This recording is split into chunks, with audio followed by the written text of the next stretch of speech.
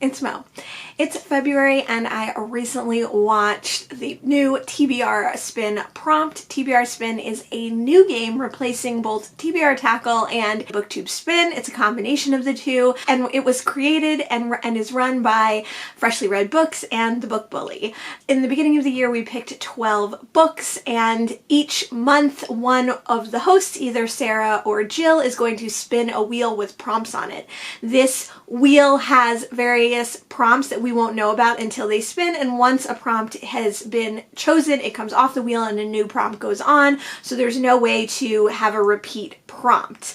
It also isn't going to change up your stack as much as TBR Tackle did, but there's possibilities to change up your stack. Totally at the whim of the wheel. In February, the TBR Spin prompt was the lowest rated book in your stack. I was surprised, but I was lucky that American Spy is the lowest rated book in my stack. So this is the book that I'm reading for February. That works out perfectly for me because I try to read as many books by Black authors as I possibly can about Black stories. American Spy by Lauren Wilkinson is based on true events, or inspired by true events, of a young woman who worked for the FBI in the 1980s and went on to do undercover missions and become a spy for the CIA. In this story we're following Marie, and it is told in several different timelines that are kind of fluid. So we see Marie in the present day of the story, and then we'll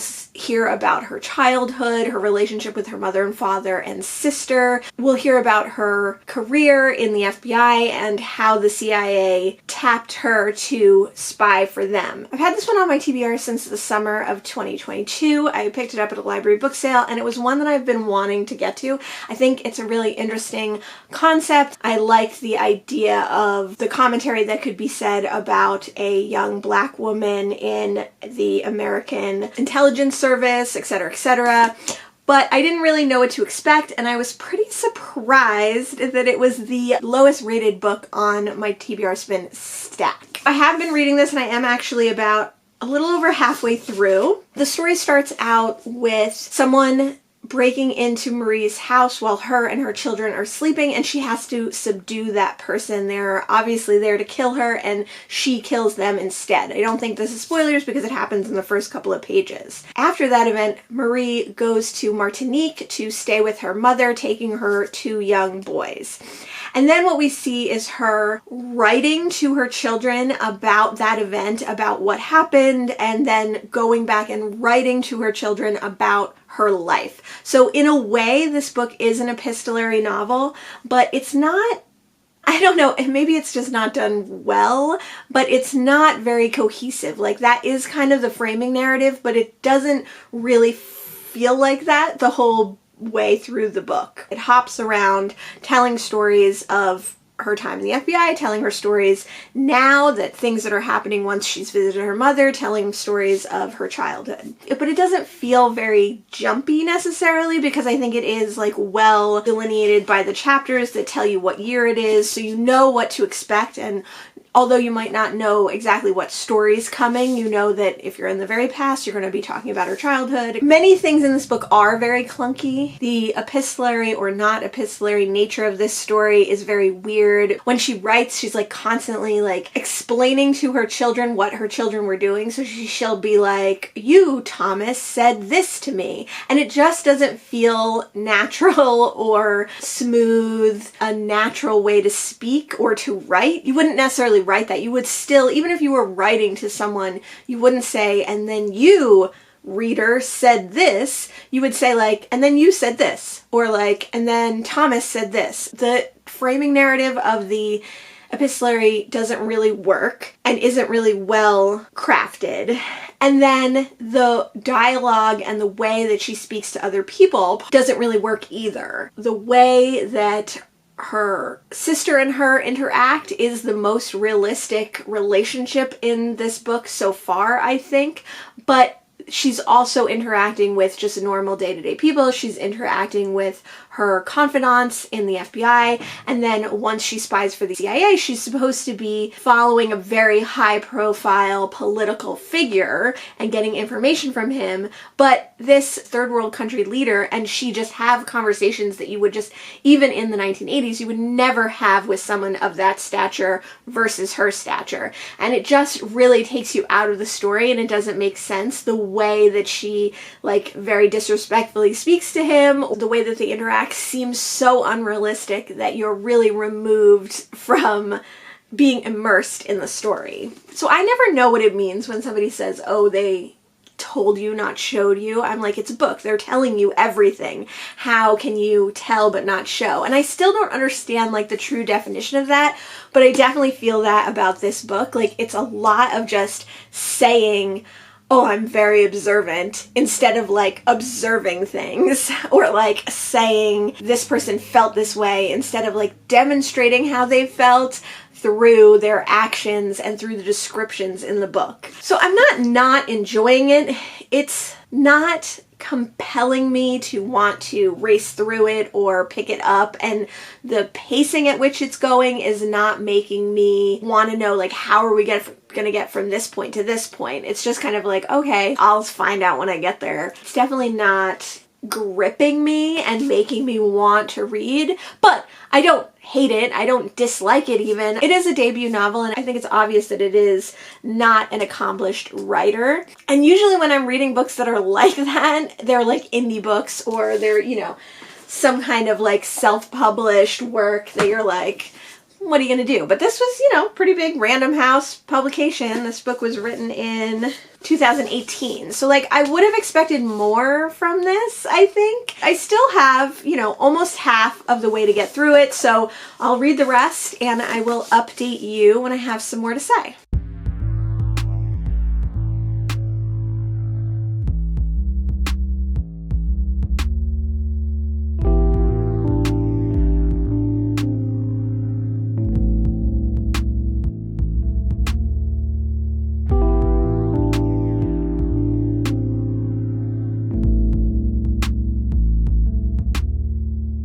It is still the middle of February and I've finished American Spy.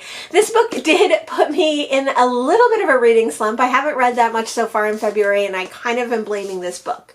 While I was reading it, I enjoyed reading it, although I don't think it was like an amazingly written book or edited book or created book. But I enjoyed it as I was reading it. But it definitely was a book that I like didn't want to pick up. And there were certain days where I didn't read as many pages as I would have liked, and I didn't feel the urge to read more than like just the several pages that I had read in the morning. So I do think it put me in a little bit of a slump. And I'm disappointed that I didn't like this book more, because I think that the book had a like super interesting premise. There was obviously a lot of research that went into this, but I think a lot of concessions were made as to how a reader would see this. And I definitely think if you read this book and you weren't interested in finding out if these were real people or if these were real events, you could read it without knowing that. But these were real people and they were real events. And so when I went to look that up, I was like even more confused as to some of the choices that were made in this book. I'm not sure where I was when I last caught you up, but you're learning Marie's story. Marie is in the present day in the 90s with her two boys. She's taken them to her mother, and she's reminiscing through a journal that she's writing to her children so that they can find it later, so they can know her life if she doesn't end up being able to tell them for whatever reason. And she's telling them about her time in the FBI in the 80s. She's telling them about her history and her upbringing, her growing up with her father and her sister in New York, her relationship with her mother, her father, her sister, and how her sister really helped raise her and was a huge influence on her, but they became very disconnected at some point when her sister goes to join the military in her sister Helene's striving to become a spy. So one of her sister's deep wishes for Marie is that Marie also becomes a spy. so once she and her sister kind of lose touch, Marie decides to join the FBI. While she's working at the FBI offices in New York, the CIA recruits her to keep tabs on a political diplomat, the president or dictator of Burkina Faso, which is a landlocked country in Africa. Burkina Faso was, I hope I'm saying that right, was called Upper Volta up until the late 80s. And to me, it feels like in this book, they're using the more modern title of this country in a way that wouldn't necessarily be used at the time of its transition. I think that especially as far as the US is concerned, coming into a country which they think is unstable or volatile, they wouldn't necessarily be so respectful as to call it by its very new name. The way that the country was spoken about really like took me out of the story. I also think that the framing device of the whole book being written as a journal entry really didn't work. Sometimes she used really strange language that you would never write down in a journal, and other times you forgot all about it, and then all of a sudden there was like, oh yeah, I forgot I'm writing a journal. Like, here's a passage that makes it sound like a journal entry. So it was very uneven and discordant, I think. And I just don't think it was fully realized. I think it was just a very like novice and amateurish attempt at what could have been an extremely compelling novel, because I don't think the writing was particularly compelling. Sometimes it felt like you were reading an essay. Sometimes it felt like the author had never been to the places she was talking about, so the descriptions were vague, nebulous. I'd be interested to see what else Lauren Wilkinson does eventually, because the premise and the idea and the utilization of real people, real events, and real places was very interesting. I liked that it took place in an African country that I know barely anything about, so it made me research more about that. It also partly took place in Martinique, which I also don't know anything about that island, so I would like to know more about that. So I think there's a lot of potential here, but it just didn't live up to that potential. That being said, if anything that I said sounds vaguely interesting to you, it was. If I hadn't been in a reading slump, I think a very quick read. This would be a super fast one, I think, to read like on audio if you chose to do it that way. And I definitely would read more from this author to see what she comes up with as her sophomore novel. Now it's the middle of February and I still have quite a long way to go before we pick the next prompt. So when we do that, I will catch up with you.